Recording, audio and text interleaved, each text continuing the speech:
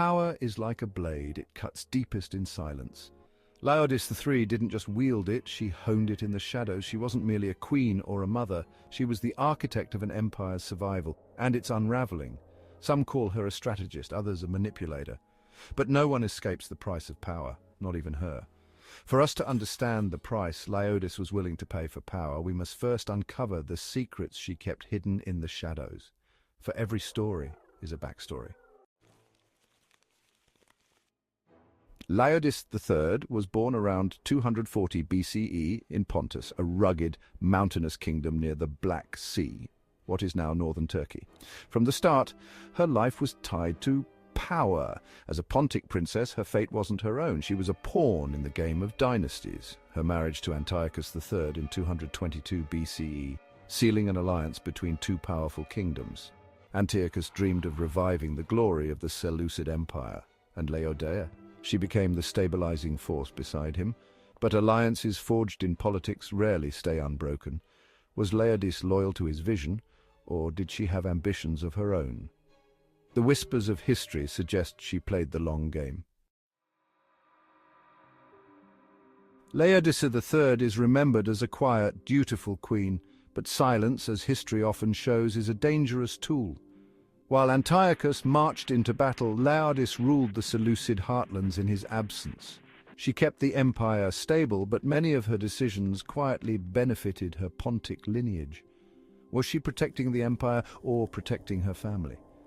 Picture her in the palace, cloaked in royal purple and gold, her voice low but firm, giving orders to trusted agents behind closed doors. A favor here, a quiet betrayal there. Laodice's silence wasn't submission, it was strategy. Power doesn't always need to roar. Sometimes it whispers. For decades, Laodice stood beside Antiochus III as his most trusted advisor and the mother of his heirs. But in 192 BCE, her loyalty was tested. Antiochus married a Greek princess Euboea to secure an alliance in Greece.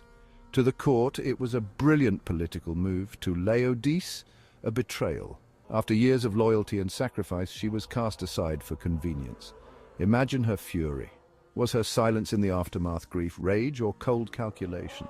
Some claim she withdrew into quiet dignity. Others suggest she worked behind the scenes, protecting her son's inheritance while destabilizing Antiochus's new alliance.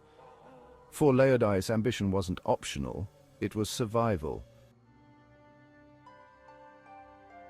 Laodice III wasn't just a queen, she was the mother of kings and queens.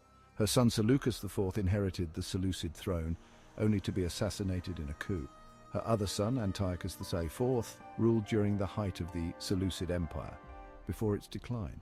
And then there was her daughter, Cleopatra of Syra, who married Ptolemy V of Egypt. Cleopatra I became the great-great-great-great-grandmother of Cleopatra VII, the last ruler of Egypt.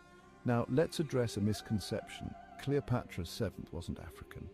Her lineage was Macedonian Greek, tracing back to Ptolemy I, one of Alexander the Great's generals. Cleopatra ruled Egypt, yes, but her bloodline was firmly rooted in the Hellenistic world. The idea of Cleopatra as African ignores the complexity of her real identity. History doesn't need reinvention, it's compelling enough on its own.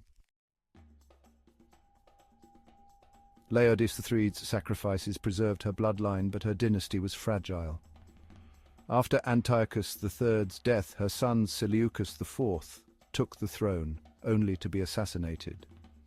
Her younger son Antiochus IV ruled next, but his reign ignited rebellions like the Maccabean Revolt, weakening the Seleucid Empire beyond repair. In the end, Laodice herself survived it all. She outlived her husband, her sons, and the empire she worked so hard to hold together. Her dynasty burned under the weight of its ambition, leaving only whispers of its former glory. Was it all worth it? Laodice III lived in a world of ruthless ambition and endless betrayal. She was the queen who ruled in silence, the mother who protected her bloodline at all costs. Her empire fell, her sons were gone, but Laodice, she walked away unscathed. So, what was the price Laodice III paid for power? Absolutely nothing.